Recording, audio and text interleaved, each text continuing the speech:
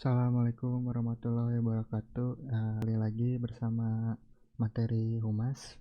Sekarang video mengenai bab 3 ya, pertemuan kedua, menerapkan etika profesi humas. Nah, yang di dalamnya ada membangun kompetensi personal dan kompetensi praktisi humas.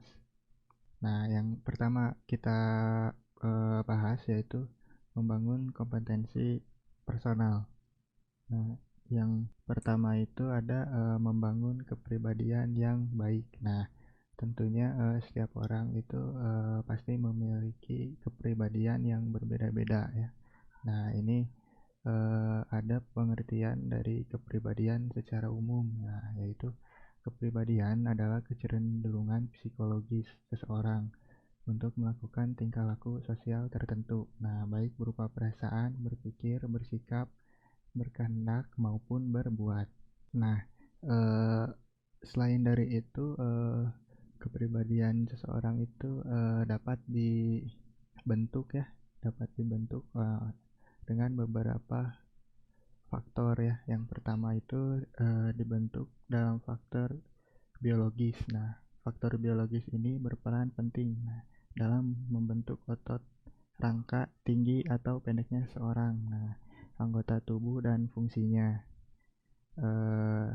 Termasuk juga kemampuan nalar dan kecerdasan. Nah, kemampuan nalar dan kecerdasan ini bisa dibentuk dengan cara kita rajin membaca, rajin belajar, agar kita tahu pengetahuan kita itu luas gitu. Nah, di sini kemampuan nalar dan kecerdasan itu termasuk pada faktor biologis. Nah, faktor yang pertama ya. Faktor yang kedua itu yaitu kultural dan peradaban. Nah, yang ini tuh menyangkut kumpulan nilai, konsep pengetahuan, dan kebiasaan manusia dalam hidup bermasyarakat. Faktor kultural dan peradaban itu dapat dibentuk dengan kebiasaan kalian. Nah, dalam hidup bermasyarakat. Selanjutnya ada faktor pendidikan. Nah, ini tuh latar pendidikan seorang juga dianggap akan menduduki atau mempengaruhi kepribadian seseorang. Selanjutnya ada faktor keluarga. Nah, yang terakhir itu ada faktor keluarga ya. Nah, faktor keluarga ini merupakan hal terpenting dalam membentuk kepribadian seseorang. Karena kan kita sebelum terjun ke masyarakat itu, yang pertama mengajarkan kita itu adalah keluarga, yaitu orang tua kita. Nah, itu seseorang akan belajar dan mengetahui dunia luar itu ya. Nah, belajar mengenal etika, budaya, norma-norma, dan nilai tradisi yang berlaku dalam masyarakat itu. Selanjutnya ada faktor sosial dan lingkungan. Nah, setelah dari faktor keluarga itu berlanjut ke faktor sosial dan lingkungan. Nah, setelah kita diberitahu oleh keluarga, dibentuk kepribadian oleh keluarga, itu tinggal gimana cara kita melaksanakannya, cara kita menanggapi dunia luar itu. Nah, ini masuk pada faktor sosial dan lingkungan, dengan siapa kita bergaul, dengan siapa kita bermain gitu kan. Nah, selanjutnya kepribadian yang dibutuhkan. Nah, di dalam dunia kerja, yang pertama itu fleksibel ya. Setiap orang itu. Jadi fleksibel di sini artinya menyukai aktivitas di luar, atau di dalam ruangan. Nah, jadi tidak terpaku pada saya mah misalkan lebih suka kerjanya itu di dalam ruangan. Nah, sementara di luar ruangan itu misalkan nggak suka gitu. Sedangkan di dunia kerja itu kan beda-beda ya. Nah, ada yang duduk depan komputer, ada yang terjun langsung ke lapangan. Nah, jadi sebisa mungkin kita itu harus fleksibel ya, agar kita terpakai lah di dalam dunia kerja. Nah, selanjutnya ada investigatif. Nah, investigatif di sini artinya, orang yang selalu tertarik pada gagasan dan ide-ide. Nah, jadi orang yang selalu ingin tahu gitu kan. Jadi tidak terpaku kepada prinsip dirinya sendiri gitu kan. Nah, sementara kan kalau di dunia kerja itu harus mengambil ide-ide yang bagus, misalkan dari yang orang ini idenya seperti ini, dari orang lain idenya seperti ini. Nah, jadi kita harus bisa mengumpulkan gitu, bisa mencari ide apa sih yang bagus gitu kalau dalam bekerja ya. Selanjutnya ada wira swasta ya. Nah, wira swasta di sini artinya itu orang yang lebih berorientasi pada kepentingan orang lain. Nah, ia mendominasi orang lain agar untuk mencapai tujuannya. Nah, tipe ini pintar mengatur dan mempengaruhi kerja orang lain. Nah, tipe-tipe seperti ini tuh bisa memanfaatkan orang lain ya untuk membantu pekerjaannya. Nah, sehingga ada terbentuk ya yang namanya bekerja sama. Nah, ini tuh orang ini tuh cocok nantinya gitu ya, cocok menjadi seorang pemimpin lah kalau sudah bisa mempengaruhi orang lain dalam membantu pekerjaannya. Nah, selanjutnya ada sosial ya. Nah, faktor sosial. Nah, sosial ini orang berorientasi dengan orang lain. Ini tuh orang ini tuh selalu mempunyai cara untuk menolong ya, memelihara dan mengembangkan orang lain. Nah, bahkan orang ini tuh bersifat terlalu peka ya terhadap pekerjaan orang lain. Jadi care lah ya, care terhadap orang lain. Nah, selanjutnya ada artistik. Nah, artistik di sini lebih kepada orang yang selalu mengekspresikan ya. Jadi dia mempunyai ide, ingin mengekspresikannya dengan cara yang unik gitu ya. Nah, biasanya orang artistik di sini tuh lebih mempunyai jiwa seni yang besar gitu ya, dan diapresiasikan di dalam dirinya untuk bekerja sehingga timbullah ide yang unik. Nah, ini tuh sangat menghargai kebebasan ya, kebebasan dalam bekerja. Selanjutnya ada konvensional, yaitu orang yang bekerja secara terstruktur. Nah, jadi orang ini tuh biasanya mengerjakannya patuh ya, patuh terhadap peraturan, terus tepat waktu dalam mengerjakan tugasnya gitu. Selanjutnya ada tata cara berbusana ya.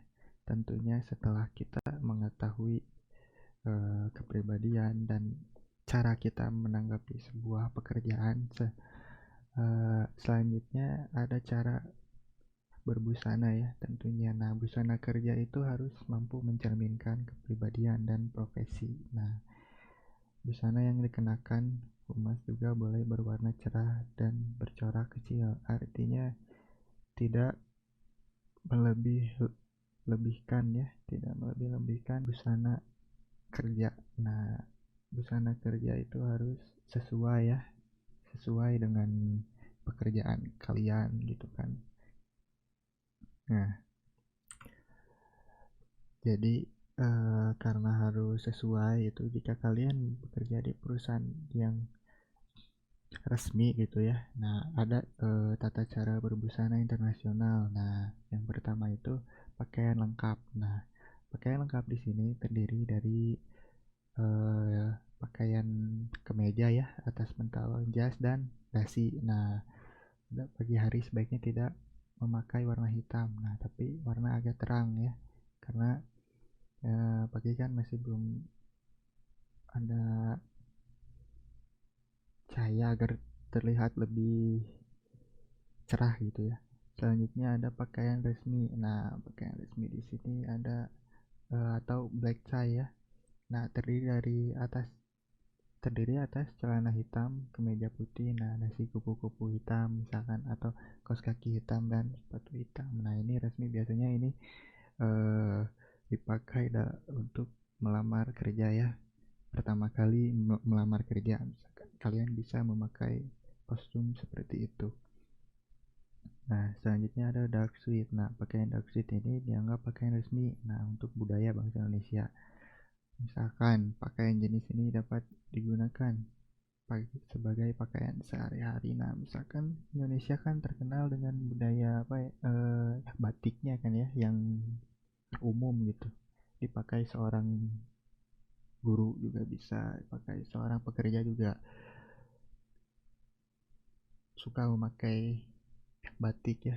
Antara misalkan sekarang kan hari Kamis atau hari Rabu, nah biasanya dipakainya hari-hari tersebut. Nah, selanjutnya ada tata cara berdandan dan berhias. Nah, setelah kita mengetahui tata cara kita berbusana, nah untuk misalkan perempuan tidak lepas juga laki-laki ya, harus bisa berdandan dan berhias juga agar tidak terlalu kaku ya cara berdandan dan berhias. Nah, perlu diperhatikan agar penampilan lebih terlihat menarik dan tidak kaku. Nah, seseorang perlu tahu cara membawa diri dengan memperhatikan penampilan. Nah,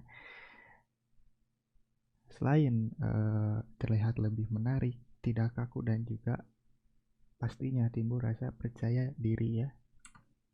Nah, ada hal yang harus diperhatikan ketika berdandan dan berhias. Nah, pertama itu perawatan rambut ya. Rambut itu harus selalu bersih dan rapi, tertata, dan model yang sederhana.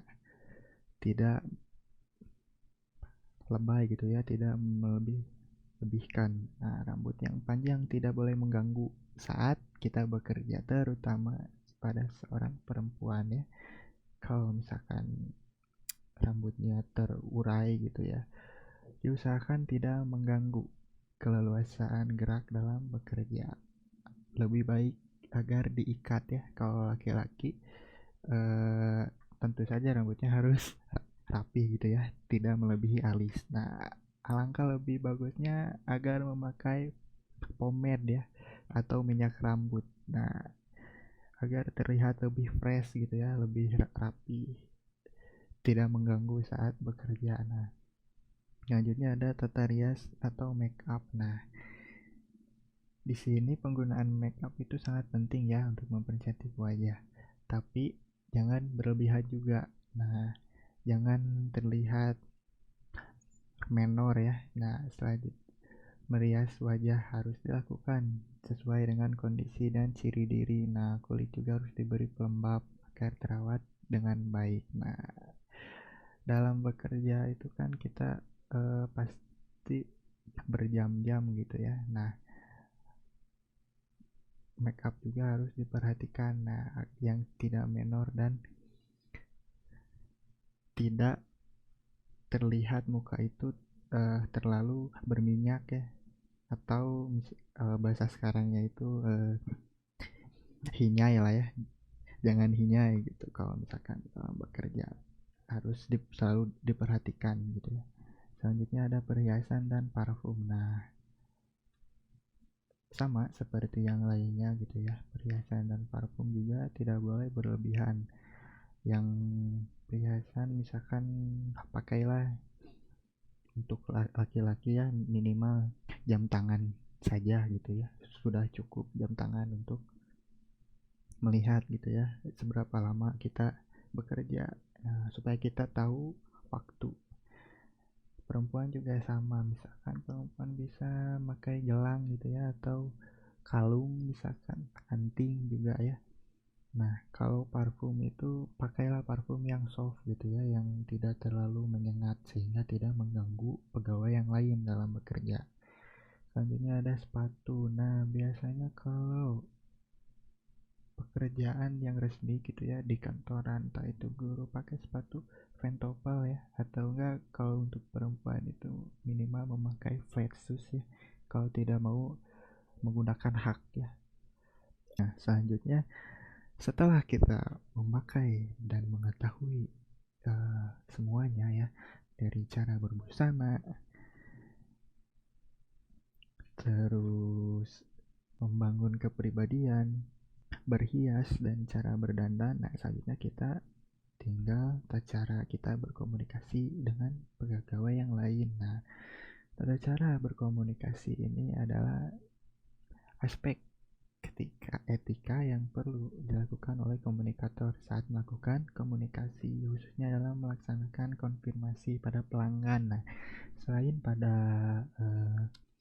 pegawai yang lain gitu, kita harus tahu gitu ya cara berkomunikasi dengan pelanggannya, tentunya klien kita gitu ya. Nah, yang pertama itu ada yang harus dibangun komunikator, itu yang pertama ada otoritas. Nah, artinya seorang penjual atau kita gitu ya harus memiliki keahlian dan kekuatan dalam melakukan tugasnya. Nah, hal ini itu dapat dilakukan dengan menyebutkan identitas, nah, kartu pengenal karyawan, dan surat tugas. Nah, di sini tuh ibaratnya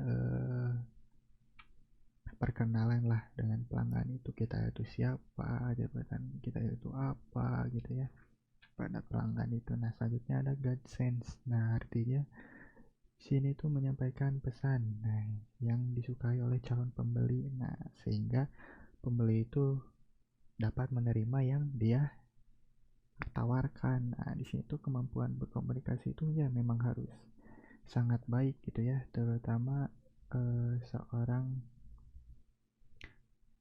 reseller gitu ya, seorang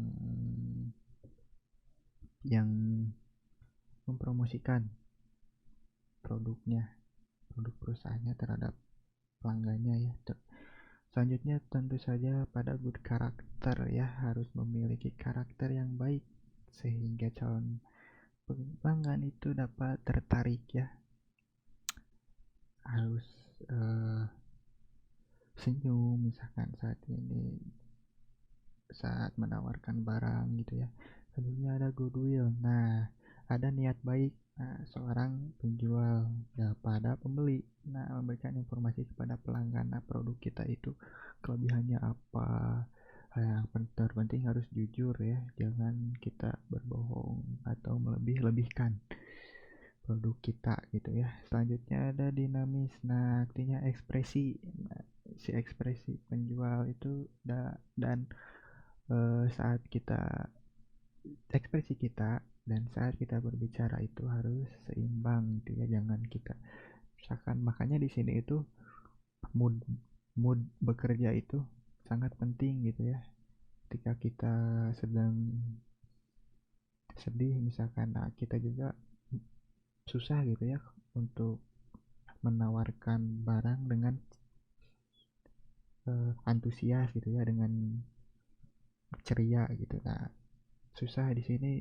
Kondisi hati juga harus sangat mendukung ya. Selanjutnya ada cara berkomunikasi dengan komunikan. Nah, hampir sama ya dengan yang tadi gitu ya. Perbedaannya itu hanya dalam posisi sebagai penerima pesan. Nah, cenderung di sini tuh cenderung sebagai uh, pendengar gitu ya. Nah, tentu saja karena cenderung kepada mendengarkan ya. Nah, di sini tuh etikanya itu harus siap mendengarkan. Nah, jangan kita mengabaikan gitu ya ketika seseorang sedang berbicara gitu. Kita harus selalu memperhatikan gitu ya. Lagi pula kan itu eh, teman kita saat dalam bekerja ya. Selanjutnya ada berpartisipasi. Nah, harus berperan aktif ya dalam pembicaraan. Nah, misalnya dengan mengajukan pertanyaan, merespon, itu harus ada feedback atau timbal balik ya, sehingga terciptanya komunikasi dua arah. Selanjutnya ada pandai menangkal pembicaraan ya, jadi harus cepat tanggap gitu ya apa yang lawan kita bicarakan itu kita harus cepat mengerti, oh maksudnya seperti ini, oh maksudnya seperti ini gitu kan. Nah, disarankan juga untuk menggunakan bahasa yang sederhana gitu ya agar dapat dimengerti. Selanjutnya ada mencatat pembicaraan. Nah, bila poin ketiga itu kan pandai menangkap pembicaraan. Nah, bila kita ragu, nah apa sih yang tadi itu sedikit lupa gitu ya, kita boleh mencatat pembicaranya atau merekam gitu ya agar kita tidak lupa. Selanjutnya ada kompetensi praktisi humas. Nah, pertama itu pengertian kompetensi ya. Nah, kompetensi adalah karakteristik dan kemampuan kerja yang mencakup aspek pengetahuan, keterampilan dan sikap sesuai tugas dan atau fungsi jabatan ya. Nah, keterampilan kerja itu dengan tuntutan pekerjaan yang meliputi hal sebagai berikut. Nah, keterampilan melaksanakan pekerjaan individual ya. Yang kedua ada keterampilan mengelola sejumlah tugas berbeda dalam satu pekerjaan atau task management skill. Ketiga ada keterampilan merespon dan mengelola kejadian atau masalah kerja yang berbeda atau contingency management skill ya. Keterampilan khusus yang diperlukan untuk melaksanakan pekerjaan tertentu di tempat tertentu sesuai dengan tuntutan lingkungan kerja atau role environment skill. Keterampilan beradaptasi dalam melaksanakan pekerjaan yang sama di tempat atau lingkungan kerja yang berbeda atau transfer skill. Nah, selanjutnya ada kompetensi yang dibutuhkan bagi eksekutif adalah sebagai berikut. Pertama itu ada strategic thinking ya. Strategic thinking di sini itu yaitu kemampuan eksekutif untuk memahami kecenderungan perubahan lingkungan yang cepat gitu ya. Selanjutnya ada change leadership. Nah, change leadership ini yaitu kemampuan eksekutif untuk mengkomunikasikan visi strategi organisasi yang membuat respon adaptif berkembang dan diterima gitu. Selanjutnya ada relationship management. Nah, kemampuan untuk tentunya ya untuk membangun hubungan baik ya antar sesama pegawai. Selanjutnya ada kompetensi yang dibutuhkan bagi manajer ya. Nah, pertama itu ada fleksibilitas. Nah, fleksibilitas ini keinginan atau kemampuan manajer untuk mengubah struktur dan proses manajerial. Nah, apabila diperlukan untuk menjalankan strategi perubahan organisasi. Selanjutnya ada implementasi perubahan atau change implementation, yaitu kemampuan mengkomunikasikan perubahan kebutuhan organisasi kepada para bawahan dan keterampilan manajemen melakukan perubahan berupa komunikasi serta pelatihan yang diperlukan untuk mengimplementasikan perubahan dalam kelompok kerja. Selanjutnya ada inovasi kewirausahaan, yaitu motivasi untuk memelopori, mengungguli, serta menunjukkan produk baru. Nah, selanjutnya ada memahami hubungan antara manusia atau interpersonal understanding ya. Itu kemampuan memahami dan menilai masukan orang lain yang berbeda gitu kan. Selanjutnya ada memberdayakan atau empowering. Nah, perilaku manajerial untuk berbagi informasi secara partisipatif. Nah, untuk mengumpulkan gagasan bawahan, mendorong pengembangan kerja, mendelegasikan tanggung jawab penting. Selanjutnya ada memfasilitasi tim ya. Nah, yaitu kemampuan proses kelompok yang diperlukan untuk mendapatkan kelompok berbeda untuk bisa bekerja sama. Nah, selanjutnya ada kualifikasi ya. Profesional humas. Yang pertama itu kesadaran etis. Kemampuan ini merupakan landasan kesadaran yang utama bagi seorang profesional untuk lebih sensitif dalam memperhatikan kepentingan profesi, bukan untuk subjektif, melainkan untuk yang lebih luas yaitu objektif ya. Selanjutnya ada kemampuan bernalar secara etis ya. Nah, selanjutnya ada kemampuan berperilaku secara etis, dan yang terakhir ada kemampuan memimpin secara etis. Nah, ada kompetensi yang harus dimiliki praktisi humas, yaitu pertama menulis ya. Tentu saja harus bisa tulisan ini yang dapat dibaca gitu ya. Kalau misalkan mau tulis tangan, nah, atau kalau skrip misalkan diketik juga boleh ya. Nah, public relation itu tentu harus pertama itu menulis ya keterampilannya. Nah, itu agar kita bisa melaksanakan laporan, booklet, newsletter, nah, naskah pidato, misalkan naskah radio, TV, atau mungkin skrip film gitu ya. Nah, makanya seorang komas itu harus terampil. Yang pertama itu menulis. Nah, setelah kita menulis gitu ya, menulis naskah misalkan, nah, kita mengeditnya gitu.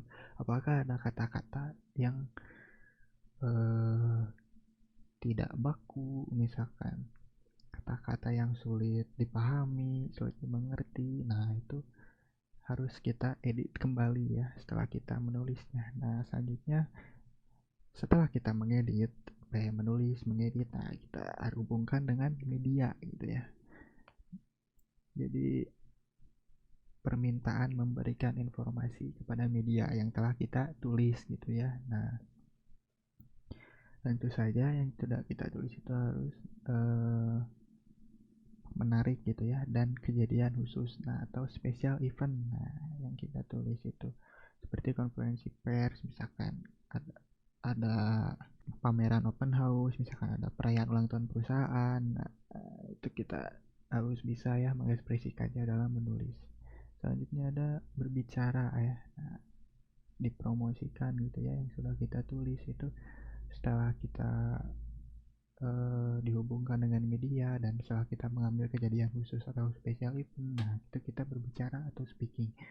Di sini berbicara atau speaking bisa termasuk pada cara kita mempromosikan ya, mempromosikan apa yang telah kita tulis. Nah, setelah kita dipromosikan dan berbicara atau speaking, langsung kita terjun kepada produksi ya, memasarkannya gitu ya.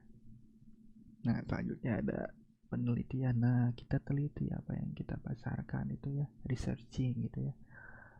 Apakah bisa diterima oleh masyarakat atau tidak. Nah, selanjutnya ada programming dan counseling. Nah, ini tuh bimbingan tujuan publik, sasaran dan strategi, serta bekerja sama dengan klien lain dalam proses pemecahan masalah. Nah, di sini tuh setelah kita melakukan penelitian, kita melakukan hubungan dengan perusahaan lain gitu ya.